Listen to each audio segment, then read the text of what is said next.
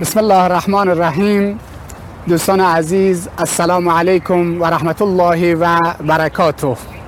امیدوارم که هر کجا هستید لحظات خوب و خوشی رو داشته باشید.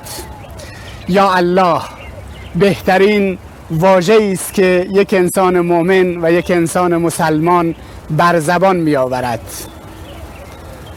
یسأله من فی السماوات والارض. تمام کسانی که در آسمان ها و زمین قرار دارند از خداوند عزوجل مسئلت می نمایند و می پرسند. کل یوم هو فی شأن. هر روز خداوند عزوجل در یک شأن به سر می برد، در کاری به سر می برد. اونجایی که کشتی در حال غرق شدن هست، اونجایی که هواپیما در حال سقوط کردن هست، اونجایی که عزیز ما در واقع CCO یا حالت سخت بیماری به سر میبرد، اونجایی که دردی شدید و اندوهی شدید به ما روی میکند، بهترین واژه‌ای که میتواند به انسان آرامش ببخشد و آرامش رو به زندگی و حیات و دل انسان برگرداند واژه یا الله هست. هل تعلم له سمیا؟ آیا شما همنامی با الله متعال سراغ دارید؟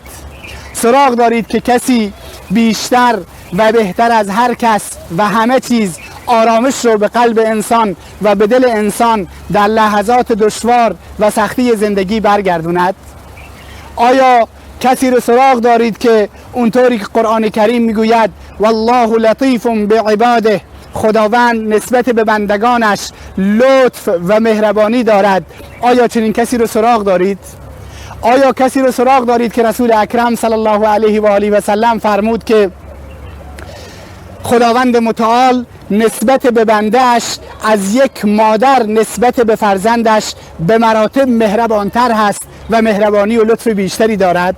پس در هنگام دردها، در هنگام رنجها، در هنگام سختیها، در هنگام سحر، اون وقتی که انسان با خدای خودش و با پروردگار خودش به خلوت می نشیند، اونجا صدا بزند یا الله، الا به ذکر الله تطمئن القلوب.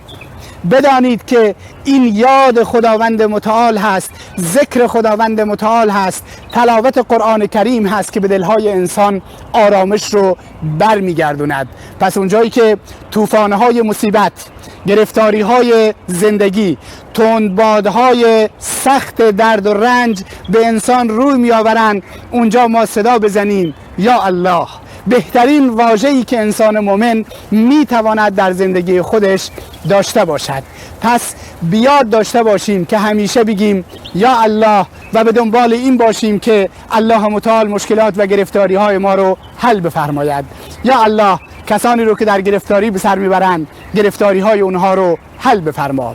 یا الله کسانی که عزیزی از عزیزان خودشون رو از دست دادن، درد و رنج و مصیبت عزیز از دست رفتهشون رو بر اونها آسان بگردان. یا الله کسانی که در امواج مشکلات مادی و مشکلات معنوی غوطه‌ور هستند و راه هدایت رو پیدا نمی کنند، راه نجات رو پیدا نمی کنند، یا الله به اونها راه نجات، راه هدایت و راه سعادت رو نشون بده. یا الله کسانی که مدت هاست که غم بر دلهایشان نشسته و شادی رو نمی بینند و تبسم از لبهایشون رخت بربسته، تبسم و شادی رو به زندگی اونها برگردون. یا الله اون سختی ها و دشواری هایی رو که انسان ها به علت فاصله گرفتن از دین، فاصله گرفتن از کتاب خدا و سنت رسول خدا صلی الله علیه و سلم به سراغشون اومده، اونها رو از زندگیشون بردار.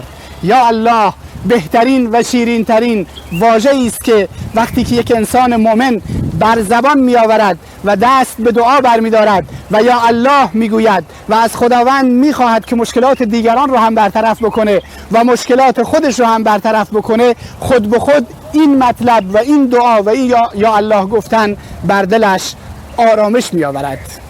امیدواریم که برای اینکه آرامش به دلهای ما، برای اینکه آرامش به زندگی ما برگردد، همواره صدا بزنیم یا الله.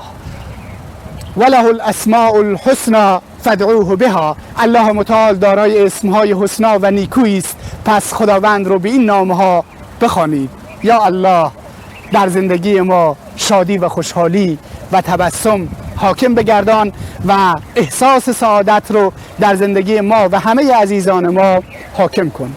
و السلام علیکم و رحمت الله و برکاته.